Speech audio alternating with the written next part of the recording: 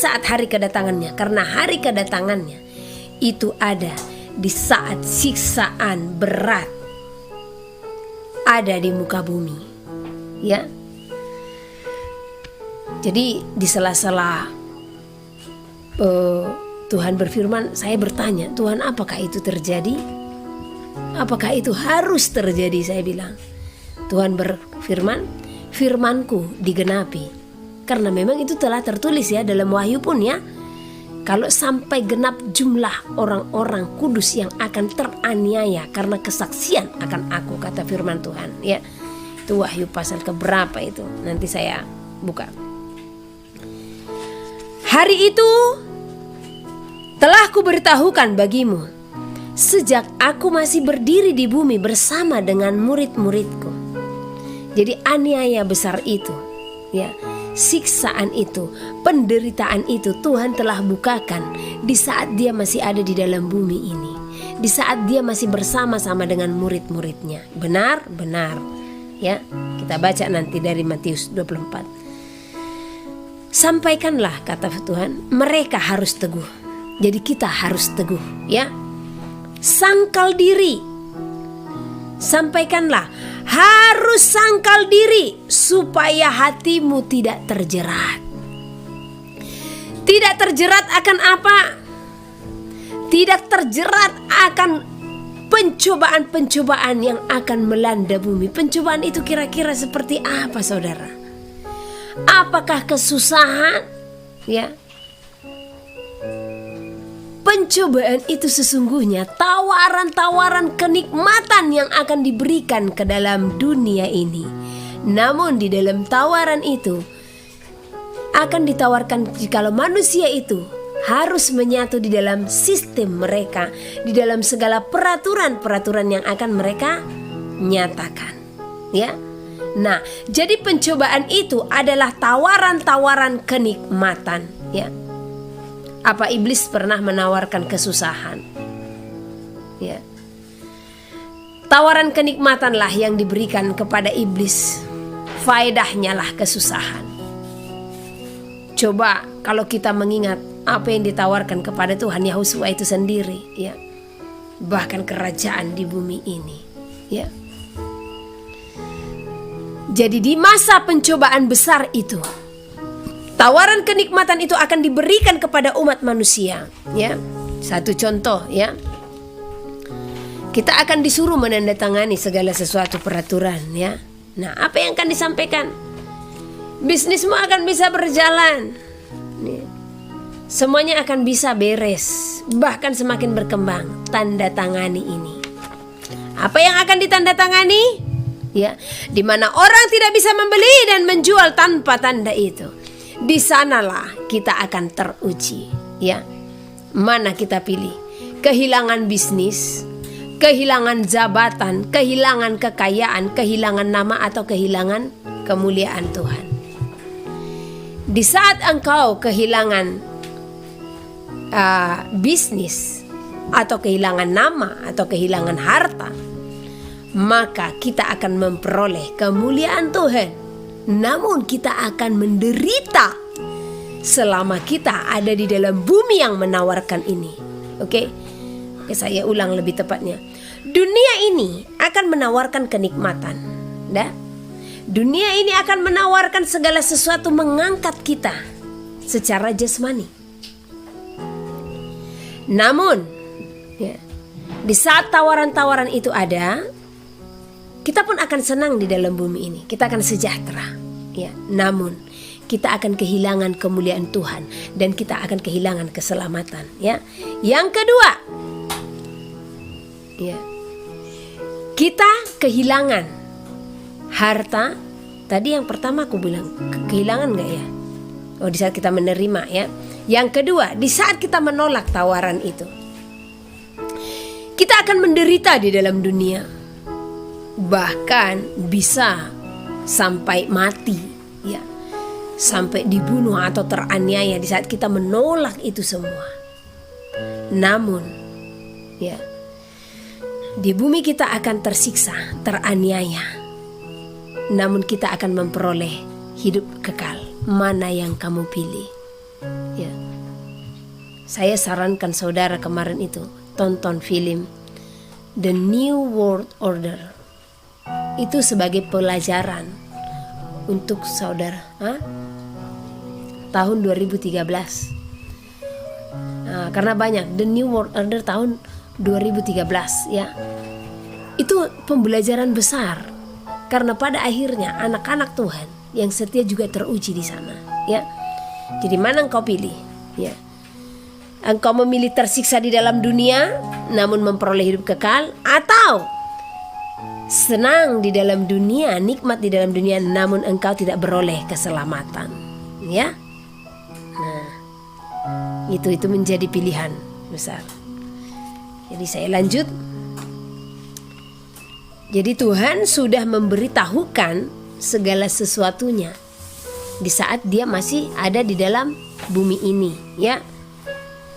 Sampaikanlah, mereka harus teguh, kita harus teguh. Oh, udah di bawah tadi ya. Sangkal diri supaya hatimu tidak terjerat akan segala pencobaan-pencobaan ya. Sangkal diri sampai harinya tiba. Junjunglah iman yang kudus, bertahan dan berjuang sampai selama-lamanya ya. Di saat suara ini diperdengarkan ya, tiba-tiba saya mendengar ada suara, dan ini berbicara tentang beras yang akan habis ya, disita. Kalau disita dalam artian habis ya, beras yang akan susah kita peroleh.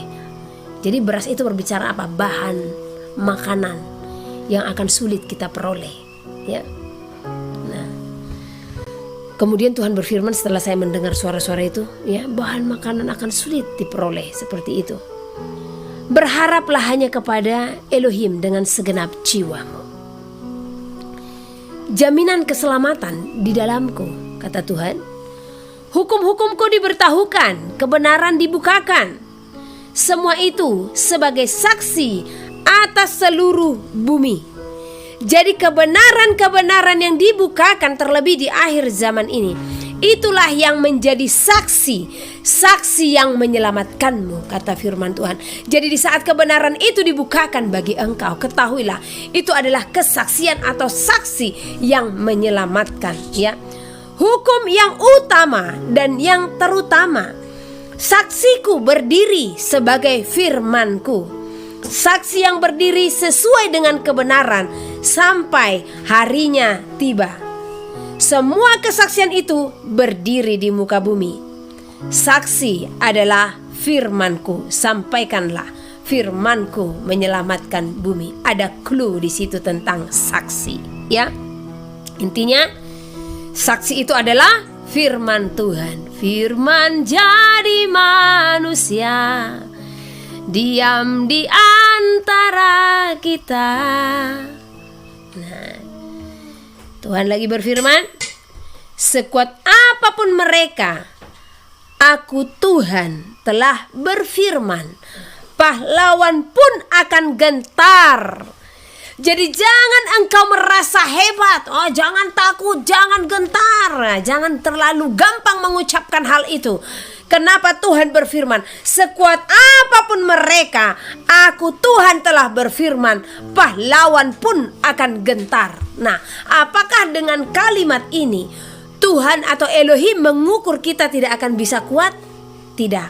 Tetapi ini adalah peringatan keras sebagaimana dia berfirman di dalam Yakobus, tidak seorang pun yang bisa menjinakkan lidah, katanya. Jadi itu kan sebatas firman untuk memperingatkan kita. Itu peringatan keras. Nah coba, di saat Tuhan berkata demikian, apakah saudara tidak bisa menjinakkan lidah saudara? Bahkan dikatakan lebih mudah menjinakkan binatang buas ya, daripada menjinakkan lidah.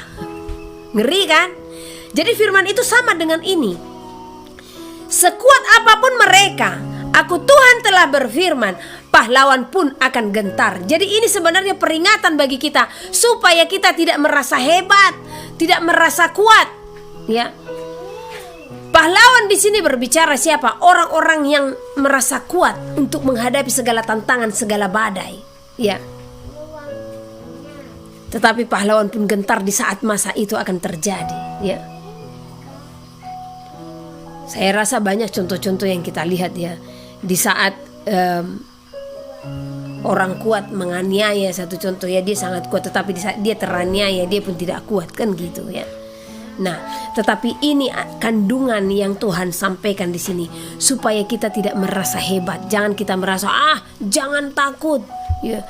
Kita pasti dilepaskan, kita pasti dibebaskan. Nah, seperti itu, tetapi tidak ada tamengnya, tidak ada perisainya, ya. Jangan terlalu gampang mengatakan itu di akhir zaman, karena saya sampaikan kepada saudara, ya, sesuai dengan firman Tuhan yang dinyatakan. Masa itu, siksaan itu berat, ya. Coba nanti saudara celupkan dulu tangan, pasang dulu kompor gas, ya, bakar dulu tangan saudara, ya, ujung jari saja dibakar dulu, ujung jari, tahan nggak? Kalau saudara tahan dibakar hanya 10 menit saja, saudara tidak kesakitan, kurasa hebat loh saudara nanti di masa itu, ya. Nah, karena bagaimana kalau satu contoh masa itu ada di hadapan kita, ya, ditonjok saja pun seperti ini, ya, atau dicabut kukunya atau dicongkel matanya, ya, aduh, pahlawan pun kan gentar, ya, kalau masa aniaya itu terjadi, ya. Kita telah melihat banyak orang-orang yang telah teraniaya karena kesaksian akan firman Tuhan, betapa ngerinya dan sadisnya kematian mereka, ya.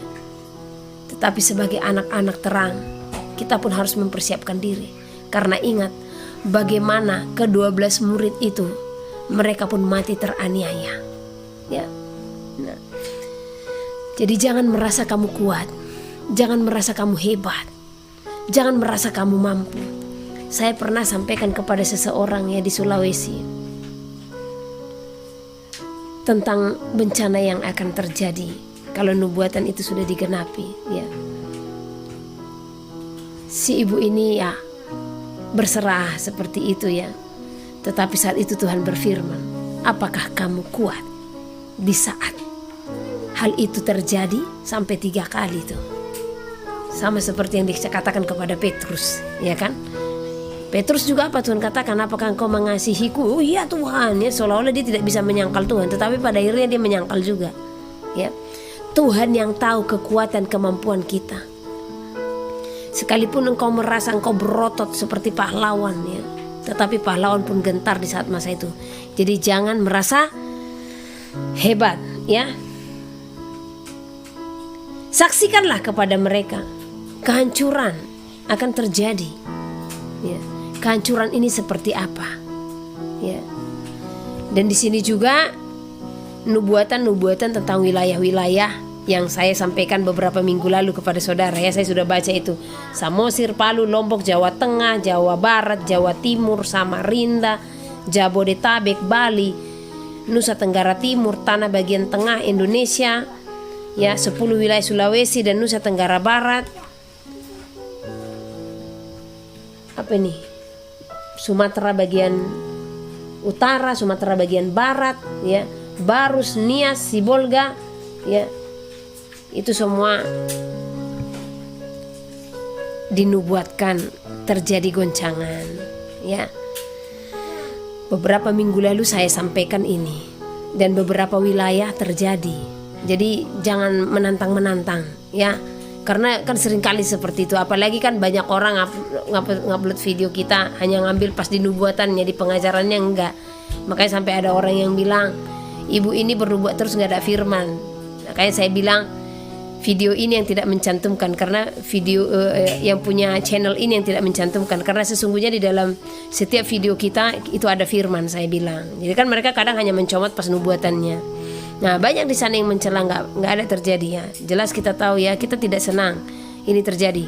Saya pernah bilang kepada saudara, saya sendiri yang diberitahukan Tuhan langsung.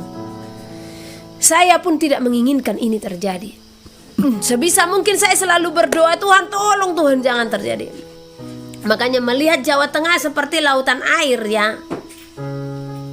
Melihat bagaimana Jawa Timur digoncang, melihat bagaimana Jawa Barat digoncang, saya bersedih, Tuhan, kenapa harus terjadi? Ya. Ya tetapi ya kalau memang itu sudah harus terjadi, ya kita juga mau bilang apa. Tapi setidaknya kita yang mendengarkan, jangan terlalu menantang. Saya pernah bilang ya, ibu jangan menakut-nakuti. Biasanya orang yang berkata seperti itu, dia sendiri yang penakut, saya bilang. Ya, karena saya temukan orang-orang yang seperti ini biasanya karena mereka takut, makanya jadi mereka melawan ketakutan itu dengan mengatakan hal itu, gitu ya. Nah akhirnya apa terjadi? Dan saya ingat saat itu yang berbicara itu sama saya itu orang Jawa Tengah. Ya kasih tahu lah Bu, di Jawa Tengah di mana tepatnya, seperti yang banjir Jawa Tengah apa Jawa Timur ya? Yang banjir lah itu Jawa Tengah apa Jawa Timur ya. Nah jadi saya bilang, kenapa saudara harus menantang? Karena kita di WA ya. Seharusnya saudara berdoa supaya nubuatan itu tidak terjadi atas wilayahmu. Saya bilang, saya tidak tahu apa wilayahnya ikut kena saat itu ya. Nah tetapi semua itu kita tidak inginkan ya. Tetapi kalau memang Tuhan sudah berfirman dan itu terjadi, kita juga mau bilang apa ya. Nah ini semua pesan Tuhan. Setelah wilayah-wilayah itu ya, Tuhan juga berfirman di mana bahan makanan akan semakin sulit ya.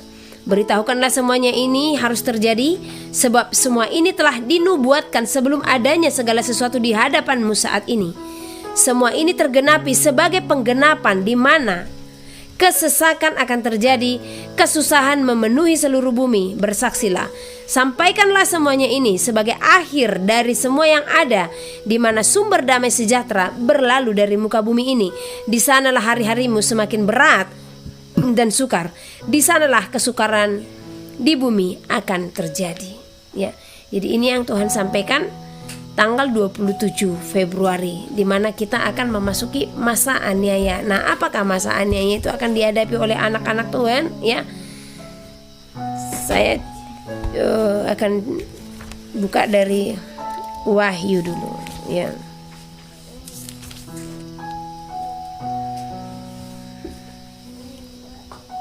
Wahyu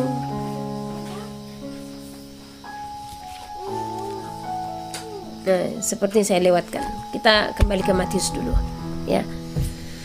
Sesuai dengan topik permulaan penderitaan, kita buka Matius pasal yang ke-24. Yang ini sama juga dengan Markus pasal yang ke-13 ya. Ini penting untuk kita baca, untuk kita renungkan ya, supaya kita memahami apa yang ada di hadapan kita ya. Permulaan penderitaan. Ketika Yahusua duduk di atas bukit Zaitun, ayat ketiga ya, datanglah murid-muridnya kepadanya untuk bercakap-cakap sendirian dengan dia. Kata mereka, katakanlah kepada kami, bila manakah itu akan terjadi, dan apakah tanda kedatanganmu dan tanda kesudahan dunia ya. Tanda kedatangan dan tanda kesudahan dunia. Jawab Yahusua kepada mereka, waspadalah supaya jangan ada orang yang menyesatkan kamu. Sebab banyak orang akan datang dengan memakai namaku dan berkata, akulah Mesias, dan mereka akan menyesatkan banyak orang. Kalau di Markus ini dikatakan waspadalah, Markus 13 ayat 5, supaya jangan ada orang yang menyesatkan kamu. Akan datang banyak orang dengan memakai namaku dan berkata, akulah dia, dan mereka akan menyesatkan banyak orang ya. Jadi di sini perintah yang pertama yang Tuhan nyatakan ya, menjelang masa itu tiba, akan banyak penyesatan-penyesatan di muka bumi, dan penyesatan yang terlebih besar itu ya. Nah, penyesatan yang terbesar itu dari mana ya? Bahkan dari kalangan yang namanya percaya kepada Tuhan. Yahusua sendiri yang mengakui dia ya sebagai Tuhan dan juru selamat ya. Jadi tetap mereka datang dengan membawa nama Tuhan. Jadi seperti apa penyesatan yang dikatakan ya? Namanya penyesatan, berarti pemberitaan yang akan mereka beritakan itu adalah firman Tuhan ya. Pemberitaan yang akan mereka nyatakan itu adalah firman Tuhan, karena mereka datang dengan memakai nama Tuhan dan mengakui kalau anak manusia itu, ya, ini hal penting yang harus kita pahami. Makanya kalau siapa yang memisahkan, ya, antara anak manusia dengan Elohim, mengatakan itu dua pribadi yang berbeda, bertobat saudara, ya. Di sini dikatakan akan datang banyak orang dengan memakai namaku dan berkata, akulah dia. Ya. Dan mereka akan menyesatkan banyak orang. Nah, di sini ada tertulis akulah dia. Nah, akulah dia di sini apa pengertiannya? Aku di sini siapa? Dia di sini siapa? Nah, aku di sini berbicara Mesias dan dia di sini berbicara Elohim. Ya, jadi artinya penyesat itu datang mengakui Yahusua juga sebagai Tuhan, ya, sebagai Bapa, ya. Namun mereka menyesatkan. Bagaimana cara mereka menyesatkan? Ya, ingat, penyesat itu adalah mereka yang merubah isi kemurnian daripada firman Tuhan. Makanya jangan dikurang-kurangi dan jangan ditambah-tambahi apa isi daripada firman itu, sebab itu akan menjadi penyesatan di akhir zaman. Dan itu sangat banyak, ya. Apakah banyak yang mengurangi dan menambahi? Banyak sekali, ya, sangat banyak, ya.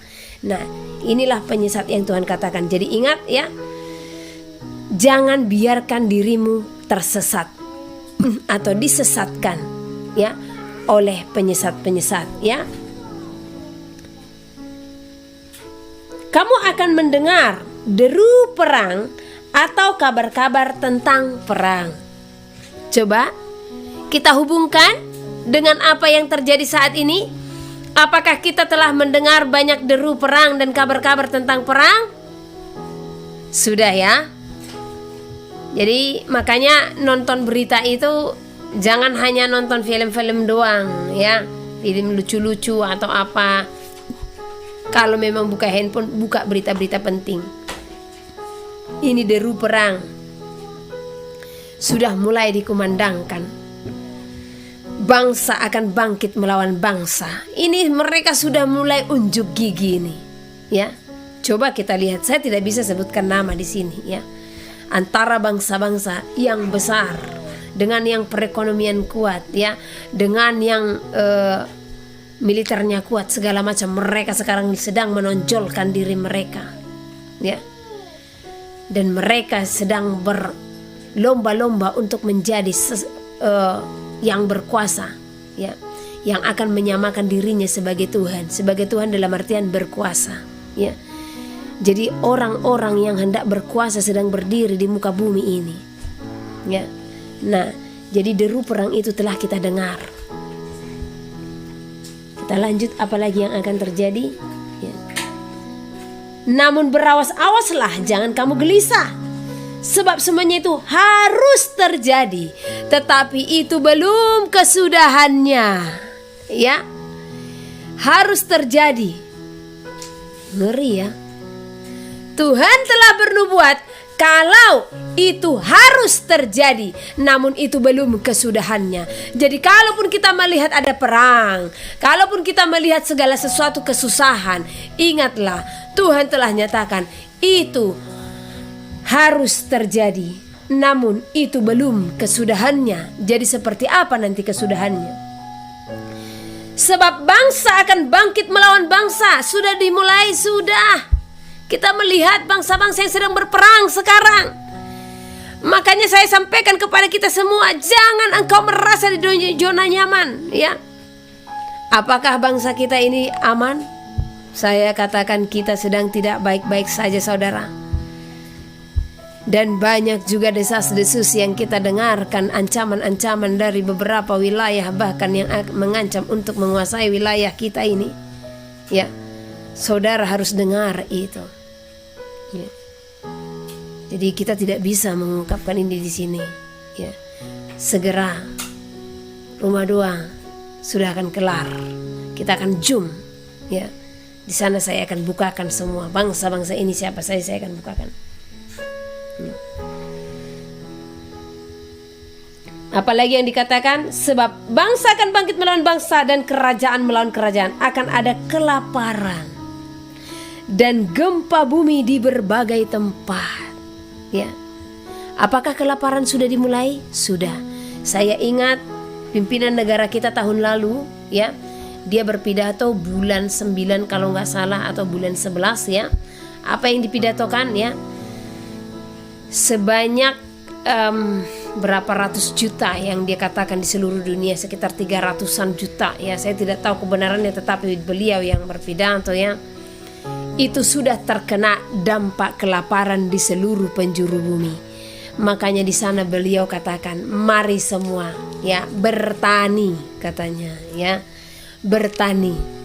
Jadi terima kasih buat beliau menganjurkan bertani. Kami juga belajar untuk hal itu. Tetapi makasih, bukan semata-mata hanya karena anjuran beliau, tetapi karena Tuhan pun berfirman kepada kami ya. Jadi beberapa saudara-saudara kita di seluruh penjuru bumi, bahkan jutaan, itu sudah terkena dampak kelaparan. Namun akan ada kelaparan besar-besaran yang masih akan terjadi. Saya ingat itu waktu Tuhan berfirman dan saya sampaikan kepada saudara, bahkan ini kelaparan yang sangat besar yang akan melanda seluruh bumi. Ya, bahkan yang belum pernah terjadi akan terjadi kelaparan ini. Ya. Nah, sebenarnya ini ada apa? Apa sudah perancangan? Apa sudah direncanakan? Nanti kita akan kupas di Zoom, ya. Nah, gempa bumi di berbagai tempat. Ya. Nah, ada orang mengatakan, "Bu, ya ini kan ada juga kaitannya dengan kecanggihan-kecanggihan mereka yang sudah bisa menguasai iklim atau membuat gempa segala macam." Saya hanya bisa katakan, sekalipun itu tangan manusia yang mengerjakannya, tetapi setidaknya itu telah dinubuatkan. Ya. Nah, dan Tuhan tahu semua itu. Ya. Akan tetapi semuanya itu barulah permulaan penderitaan menjelang zaman baru.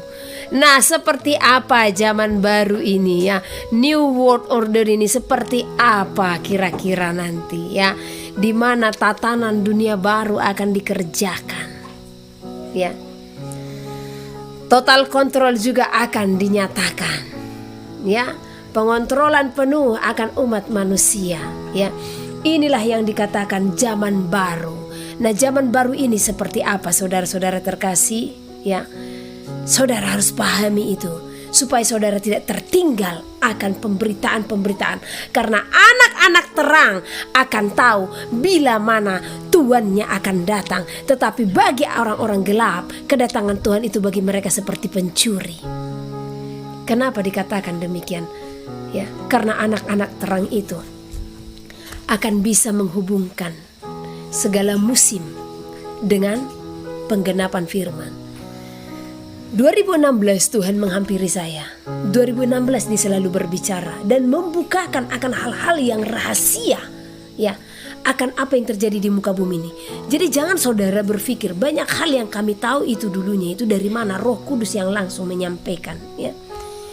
Tuhan langsung, kami tidak punya televisi, tetapi seringkali terlebih dahulu Tuhan membukakan, sama seperti ya tentang komunis yang akan berdiri. Tuhan lu yang akan menyampaikan, anakku, akan ada masa komunis akan berdiri. Engkau akan melihat komunis akan berdiri. Nah, saya melihat ternyata benar ya.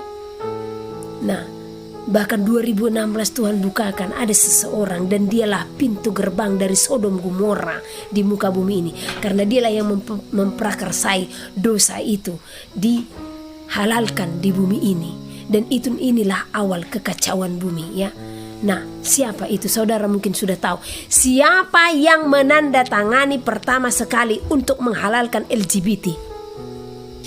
Dan itulah awal kemurkaan Tuhan, awal kegeraman Tuhan akan dunia ini, ya. Dan itu dimulai tahun berapa? Tahun berapa mereka mulai bisa dinikahkan, ya? Makanya Alangkah ngerinya, alangkah mirisnya gereja-gereja yang menikahkan orang-orang yang seperti ini, ya. Jangan sampailah di Indonesia itu terjadi, ya. Tapi saya lihat di Indonesia dosa ini sangat merajalela, ya.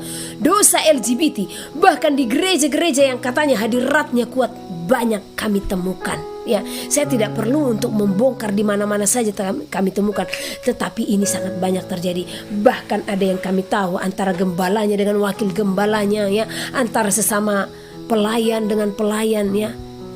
Dosa Sodom Gomora sampai pernah satu wilayah, ya. Saya ke Menara 2. Di saat di Menara 2 saya melewati satu kamar. Nah, saya bilang, ini kamar siapa? Ya, kamar para pengerja, kata ketua penjaga doa, ya, Menara 2. Pas berdoa Tuhan katakan kalau dosa Sodom Gomora di tempat ini dan mereka dibiarkan berdiri bahkan melayani. Saya sampaikan kepada ketua Menara 2, apa ada di sini?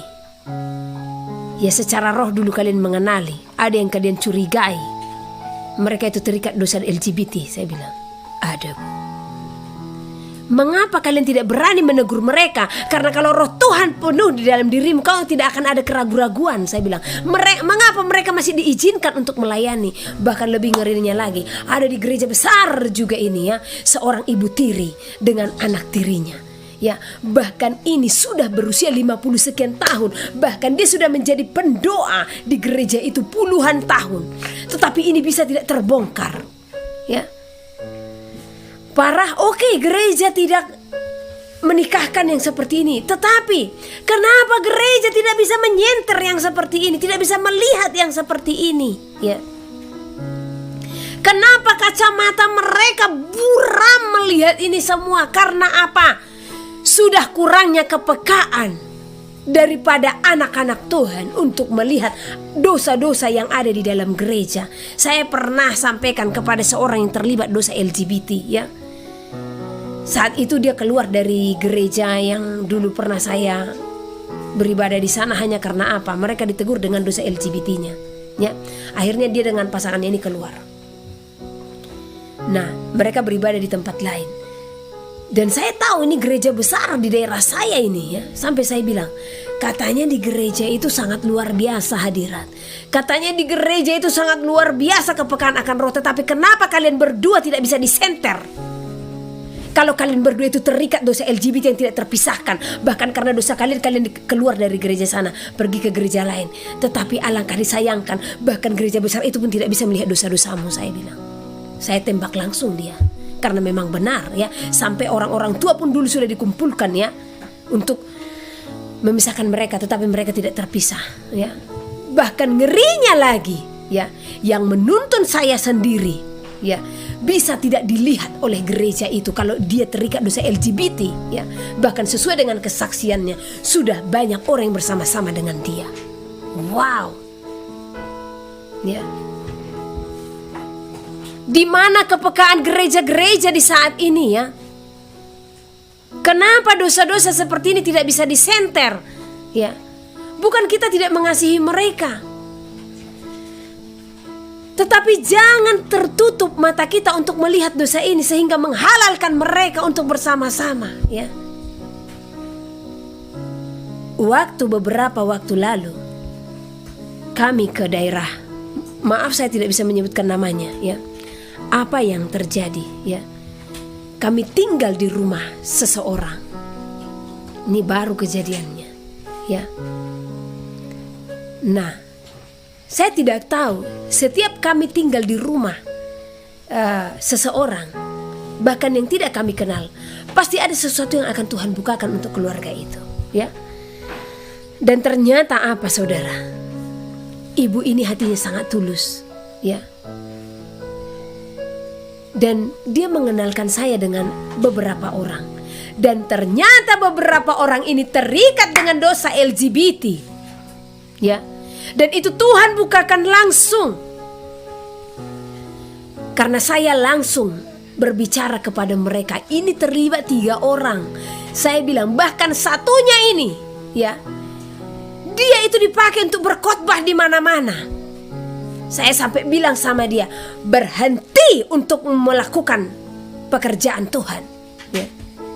Dunia selama ini tidak melihatmu, tetapi hari ini Tuhan datangkan kami hanya untuk membongkar bagaimana dosa kalian. Saya bilang, ya. Dia orang kepercayaan gereja, tetapi gereja tidak bisa melihatnya, dan puluhan tahun dosa ini telah terjadi. Ya. Inilah visi misi kami, Tuhan hantarkan ke sana untuk membongkar dosa LGBT ini. Ya. Setelah itu terbongkar, bahkan luar biasa pas kami udah mau pulang, ya. Tuhan izinkan saya bertemu dengan satu orang terakhir.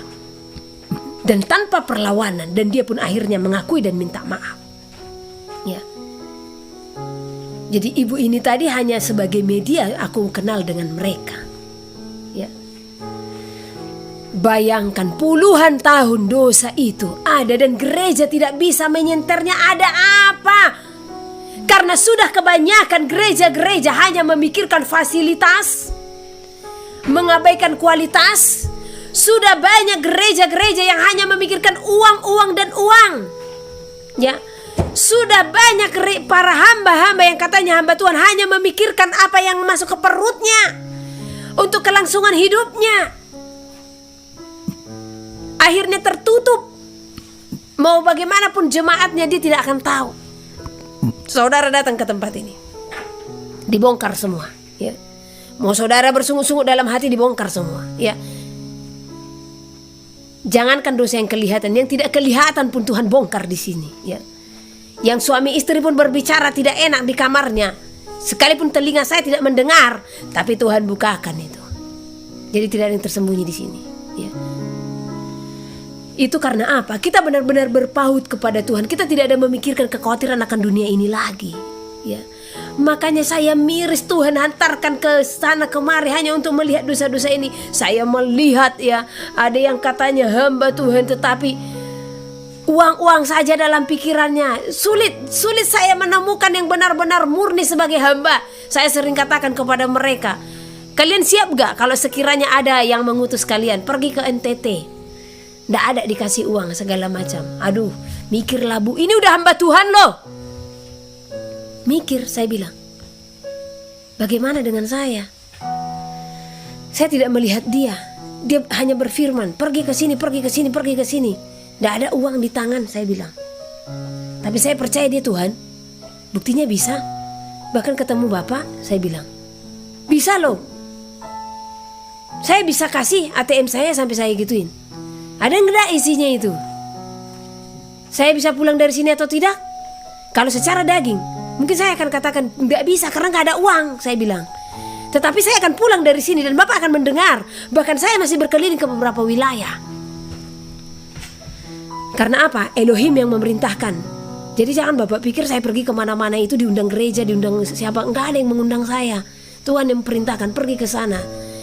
Tetapi benarlah dia Tuhan. Setiap saya kemana-mana tidak pernah terlantar. Ya, sekalipun alamat yang saya tuju tidak ada, kemana mau ngapain saya di sana? Satu contoh, pergi ke Lombok katanya, tidak ada alamat yang saya tuju di Lombok. Ya, tetapi Tuhan hantarkan saya, Tuhan pertemukan saya dengan orang-orang yang benar-benar Tuhan pakai. Kami tidak terlantar di sana. Ya, bahkan kami dipertemukan dengan keluarga-keluarga yang benar-benar menerima kedatangan kami yang kami tidak kenal sama sekali. Sebelumnya pun kami tidak kenal. Bahkan jangankan tidak kenal, ya, chattingan seperti saudara mengikuti ibadah ini pun belum pernah. Dia kenal saya pun tidak, ya. Tapi kasih mereka saya acungkan jempol. Luar biasa. Dan hati mereka pun saya acungkan jempol, ya. Ya, semoga ibu itu mendengar, ya. Salam untuk ibu Yanti dan Pak Olis. Terima kasih buat sambutannya bagi kami di Tanah Lombok, ya. Jadi luar biasa kasih mereka, ya. Jadi ini yang harus kita lihat, ya. Tolong gereja-gereja jangan buta dulu. Lihat, ya, sisi kiri kanan. Saya banyak menemukan yang seperti ini. Bahkan ada seorang hamba Tuhan besar yang cukup terkenal di Indonesia. Saya kenal dengan karunia Nabi yang mereka pakai. Saya kenal dengan sekretarisnya. Saya miris. Mirisnya kenapa? Kok bisa ya? Seorang yang katanya sekretaris daripada seorang hamba Tuhan, bahkan dia besar, kenapa dia tidak peka dengan sekretarisnya sendiri? Saya bilang, karena sekretarisnya ini banyak hal yang harus dirongrong dari karakternya, ya. Dan itu semua banyak yang mengakui, bahkan penjaga menara 2 pun mengakui hal itu, gitu. Kenapa Bapak itu tidak bisa melihat ini? Saya bilang, sementara dia cukup terkenal intim kepada Tuhan, kenapa tidak bisa dilihat staf-stafnya ini semua? Saya bilang, seharusnya, ya, Roh Kudus itu berbicara. Bahkan karunia nabi, ya, karunia nabi yang dipakai melalui mereka loh, suara Tuhan yang akan disampaikan di dalam gereja. Saya pernah disirami minyak urapan itu, katanya sampai 1 botol ini ya disirami. Hanya saat itu karena apa? Saya kepenuhan di dalam satu gereja, pengalaman ini, ya. Supaya jangan terlalu gampang saudara untuk ngejudge seseorang. Jangan terlalu merasa hebat dengan karunia nabi yang kau peroleh. Jangan terlalu hebat dengan karunia-karunia yang kau peroleh. Dan ini pembelajaran bagi saudara, ya. Saat itu Tuhan perintahkan saya ke satu tempat. Di saat Tuhan perintahkan saya ke satu tempat, ya, tiba-tiba tubuh saya getar hebat, ya. Keluar langsung dari mulut saya, kuduskan Bahtera, kuduskan Bahtera. Karena kalimat itu saya ditarik. Saya dibawa ke satu ruangan. Ya. Saya dibawa ke satu ruangan, ya. Saya kira entah ngapain, karena kan saya sadar loh, ya. Saya bukan kesurupan. Kalau kesurupan nggak sadar. Di saat sampai di sana saya diliatin, ditanyain banyak hal. Henny Situmorang kan pakaiannya putih-putih, ya. Kenapa putih-putih? Ini dinas bagi saya anggap dinas bagi saya. Ya, seperti polisi punya dinas. Di dalam dinasnya, ya dia ada hukum dalam dirinya kan gitu. Jadi ini hanya sebatas dinas saja yang saya pakai, ya. Kalaupun ada cerita di dalamnya, ya saya dengan Elohim. Seperti itu, ya. Nah, bukan berarti saya bilang sama saudara, saudara harus pakai putih-putih. Enggak. Karena nggak ada tertulis semua umat Tuhan harus berpakaian putih. Walau ada di sana dikatakan kan kalau umat kudus nanti akan berpakaian putih, artinya itu kesucian hati kan gitu ya. Nah, saya pakai pakaian putih. Mereka bertanya kenapa saya pakai pakaian putih. Saya katakan ya saya senang saja. Saat itu gaya mereka, hello Henny, kayak gini. Gaya langsung seperti itu, hello Henny dengan kepala goyang seperti joget India ya. Roh Kudus itu full color katanya, ya. Mereka pun bergaya, kita mau selfie seperti ini, kita mau bagaimana, Roh Kudus itu keren, kata mereka seperti itu. Saya kaget. Karena yang saya tahu, kalau dia benar-benar nabi Tuhan pakai, ada ciri khusus dari dia, ya. Akan ada ciri khusus, ya. Nah, dari cara bicaranya, dari kehidupannya, nabi itu tidak ada bahasa-bahasa dunia atau apa, udah sulit. Jadi mereka masih bergaya, hello Henny, Roh Kudus itu keren, full color katanya. Kita bebas mau pakai warna apa saja katanya. Kita mau selfie seperti ini dipraktekin lagi. Sementara saya yang setelah bertobat di dalam Tuhan, saya yang tadinya selfie 20 kali satu hari gak pernah selfie lagi, iya kan? Kenapa dibilang selfie-selfie lagi, ya kan? Udah di dalam Tuhan. Ini sudah daging yang sudah saya matikan. Ini malah di sini karunia nabinya kita mau selfie, kita mau, saat itu ada topi-topi bulatnya, kita mau seperti ini, katanya dipraktekin lagi, ya. Dan dikatakan di sana, di sorga lemari kita besar. Kita punya banyak pakaian katanya. Ada pakaian menari, ada pakaian perang. Di situ udah ganjil. Kenapa saya katakan ganjil? Di sorga tidak ada perang lagi, ya. Itu sudah hidup kekal. Amos pasal 3. Nabi sebagai penyambung lidah Allah. Dengarlah firman ini yang diucapkan Tuhan tentang kamu, hai orang Israel, tentang segenap kaum yang telah kutuntun keluar dari tanah Mesir. Bunyinya, hanya kamu yang kukenal dari segala kaum di muka bumi. Sebab itu aku akan menghukum kamu karena segala kesalahanmu. Berjalankah 2 orang bersama-sama jika mereka belum berjanji? Mengaumkah seekor singa di hutan apabila tidak mendapat mangsa? Bersuarakah singa muda dari sarangnya jika belum menangkap apa-apa? Jatuhkah seekor burung ke dalam perangkap di tanah apabila tidak ada jerat terhadapnya? Membingkaskah perangkap dari tanah jika tidak ditangkapnya sesuatu? Adakah sangkakala ditiup di suatu kota dan orang-orang tidak gemetar? Adakah terjadi malapetaka di suatu kota dan Tuhan tidak melakukannya? Sungguh, Tuhan Allah tidak berbuat sesuatu tanpa menyatakan keputusannya kepada hamba-hambanya para nabi, sehingga telah mengaum, siapakah yang tidak takut? Tuhan Allah telah berfirman, siapakah yang tidak bernubuat? Pemberitaan tentang keruntuhan Israel. Siarkanlah di dalam puri di Asyur dan di dalam puri di tanah Mesir, serta katakan, berkumpullah di gunung-gunung dekat Samaria, dan pandanglah kekacauan besar yang ada di tengah-tengahnya, dan pemerasan yang ada di kota itu. Mereka tidak tahu berbuat jujur, demikianlah firman Tuhan. Mereka itu yang menimbun kekerasan dan aniaya di dalam purinya.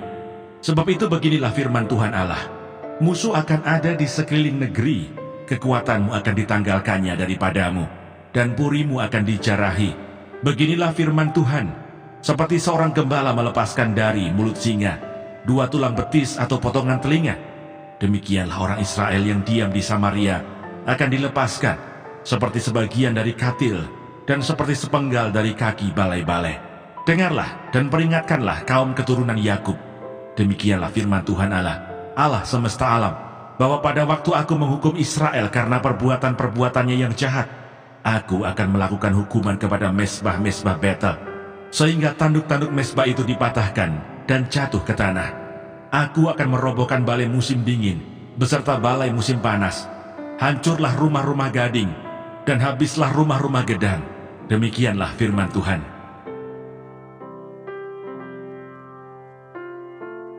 Amos pasal 4. Terhadap perempuan-perempuan Samaria yang mabuk kemewahan.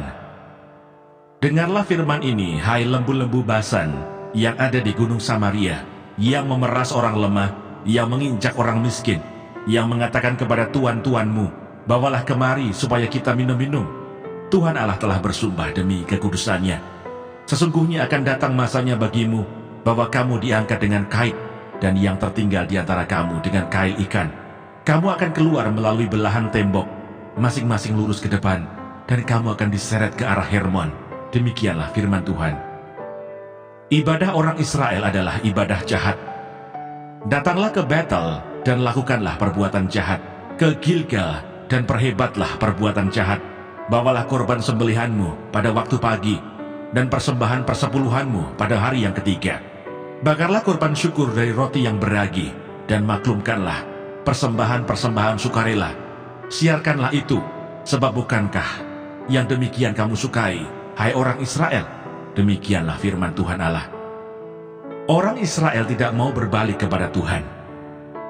Sekalipun aku ini telah memberi kepadamu gigi yang tidak disentuh makanan di segala kotamu, dan kekurangan roti di segala tempat kediamanmu, namun kamu tidak berbalik kepadaku.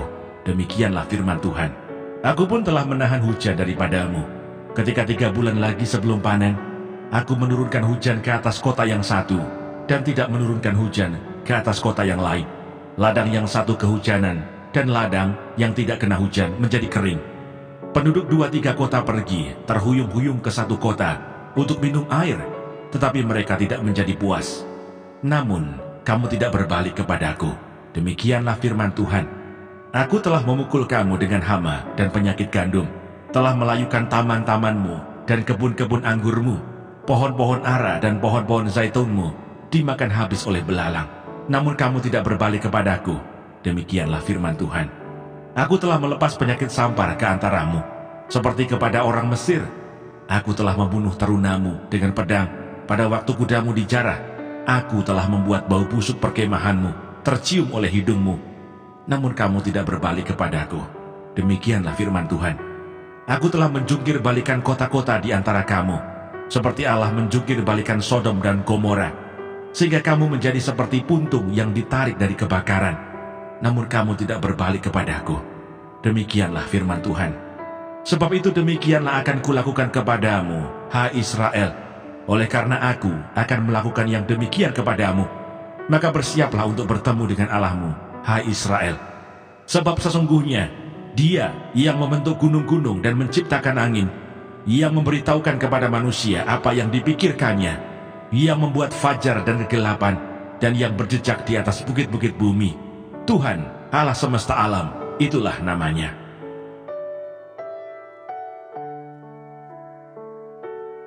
Amos pasal 5. Ratapan tentang Israel. Dengarlah perkataan ini yang kuucapkan tentang kamu sebagai ratapan, hai kaum Israel. Telah rebah, tidak akan bangkit-bangkit lagi anak darah Israel, terkapar di atas tanahnya, tidak ada yang membangkitkannya. Sebab beginilah firman Tuhan Allah kepada kaum Israel, kota yang maju berperang dengan 1000 orang, daripadanya akan tersisa 100 orang, dan yang maju berperang dengan 100 orang, daripadanya akan tersisa 10 orang.